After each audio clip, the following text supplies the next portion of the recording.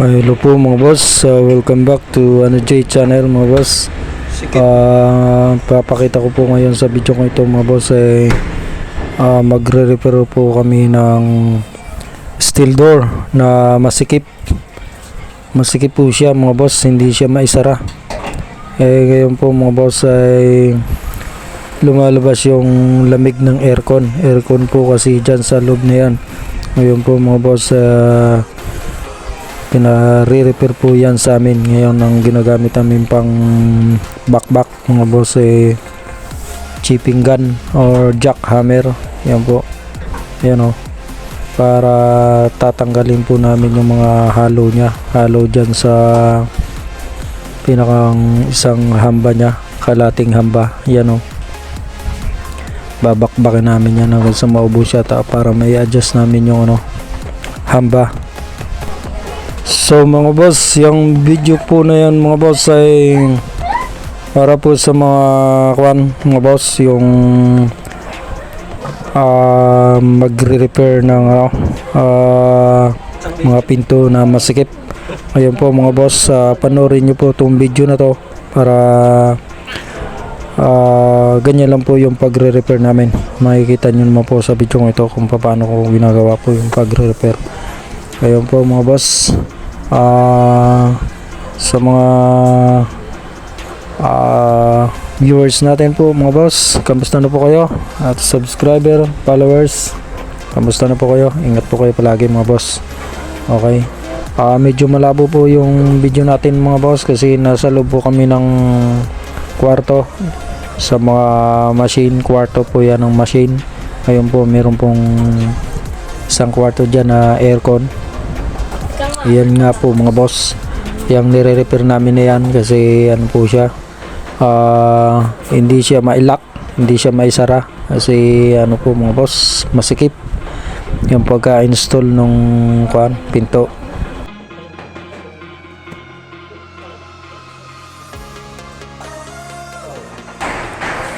So mga boss, pinag-repair po kami ni Forman, masikip na pintuan. Yan po, papakita ko po sa video na ito kung paano namin re-repair yan para lumuwag siya. So ito po yan mga boss, ayan, masikip siya. Ngayon po pina-repair po sa amin Forman.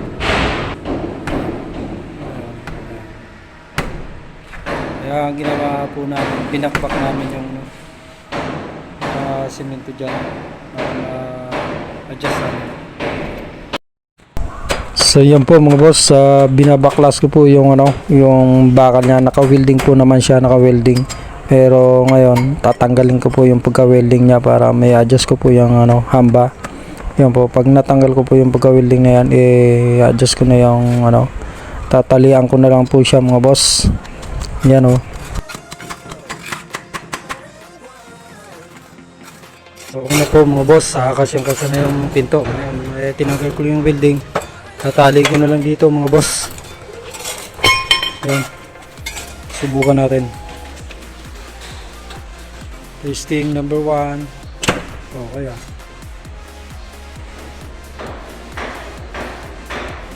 siya na, diba?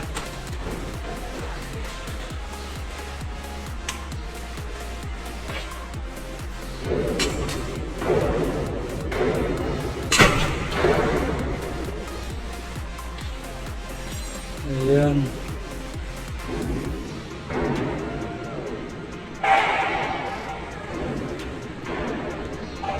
Palitadahan na lang po mga boss yan.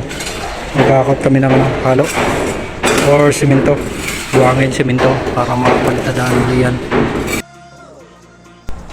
So yan po mga boss, tinatalian ko na po yung bakal na tinanggal ko sa pagka-welding mga boss. Tinatalian ko siya ng marami po siya, doble-doble po siyang tali. Tapos ayun po si Jan, yung aking helper po mga boss, inutusan ko na siyang kumuha ng buhangin. Ayan, okay na po mga boss. Ayan, bali tatapanan na lang yan po mga boss. Nirepair lang po ito sa akin kasi akong napagkatulang ng repair. So yung nangyari po mga boss, So may sara aircon po ito mga boss. Lumalabas yung aircon. Yun po yun, mga machine. So mga boss, ito pala ay steel door. Naulit ko po, steel door. Yan po, steel door po mga boss. Ganun lang po yung pagre-repair mga boss. Babakbakin mo lahat para may ayos ulit siya. Kumbaga basal siya. Yan. Kaya sa mga gumagawa po ng steel door nagkakabit ng steel door, kailangan ng ulit-ulitin mong ganun para bago mo lagyan siya ng semento. Ulit-ulitin mong sarabukas. Yan po. Ayan, para maiwasan natin yung pagre-repair. Okay. Thank you mga boss.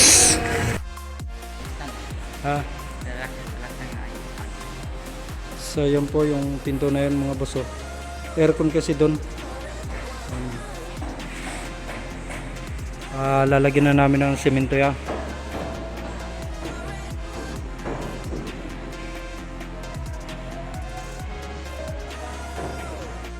So mga boss, ngayon ay binabasa-basa ko na po yung papalitadahan ko mga boss para matanggal yung mga alikabok na nakadikit dyan mga boss.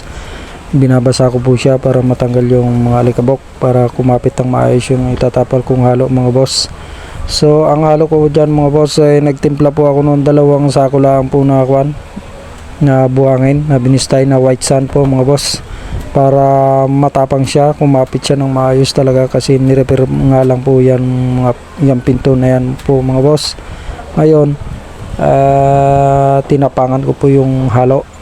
Kumbaga kung tawagin siya double class A, 2 buhangin lang po sa isang semento. Yan po mga boss para malagkit talaga siya, madikit, makapit. Yan tinatapal ko na siya mga boss. Hindi ko na pinakita sa video kung ito yung paghalo namin kasi okay na po mga boss. Babanggitin ko na lang po yung aming timpla. Yan po mga boss. Ayan, tinatapal ko na siya. Pagkatapal ko dyan po mga boss, papasok ako dun sa loob. Dun sa loob naman, back to back po yung ginagawa kong pagtapal dyan. Hindi po naman na-adjust po mga boss yung hamba na pinapalitadahan ko kasi hindi ko man siya na-welding pero naitali ko siya ng mahigpit.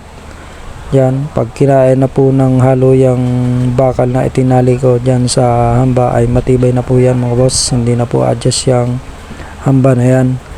100% po yan na siya, free wheel po mga boss. Pag binuksan mo siya, magaan siyang hilahin, magaan din po siyang itulak. So nandyan naman po ako mga boss sa loob, binuksan ko po siya, nakikita nyo naman po mga boss, nasa loob naman po ako nyan. Yan malamig nga po yung paggagawa ko dyan kasi bukas po yung aircon na yan, malamig yung simoy nya. Testing. Uy, okay. Hindi na bago.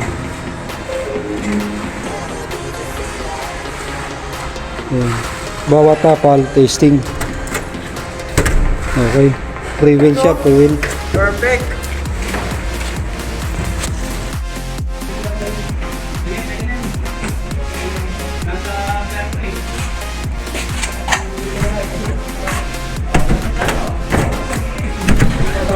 Mga boss, sa loob naman po ako nagtatapal niyan mga boss, sa loob.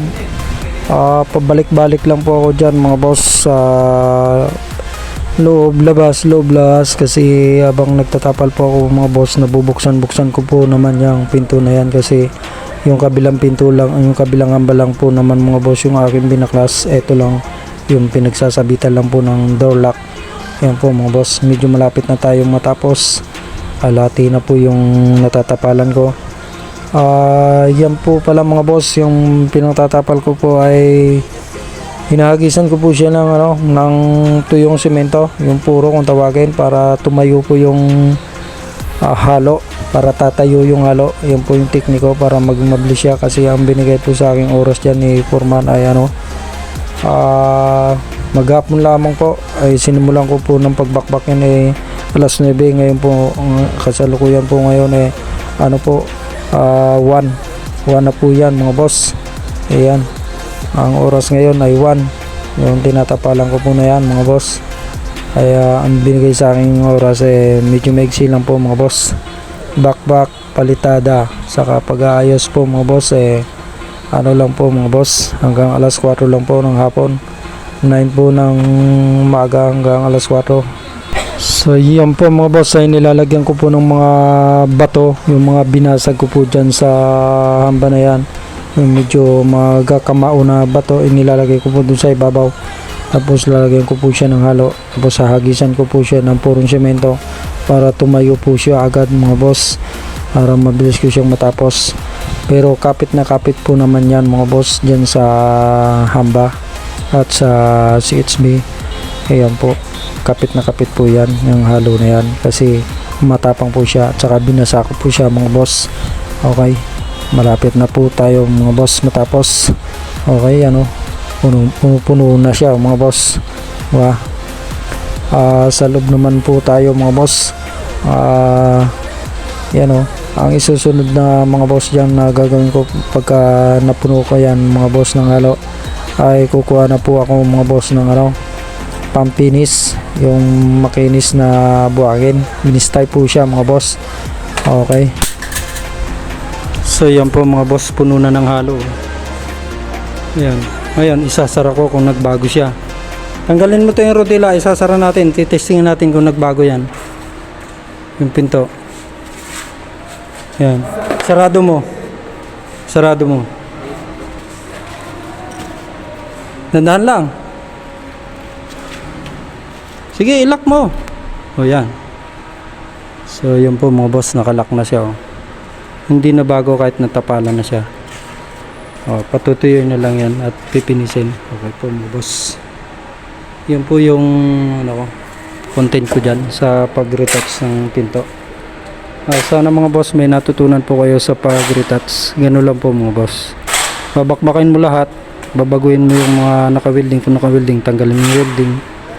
Tapos bawal na kasi mag-welding dito, may mga makina na, kaya tinali ko na lang mga boss. Pero okay naman siya.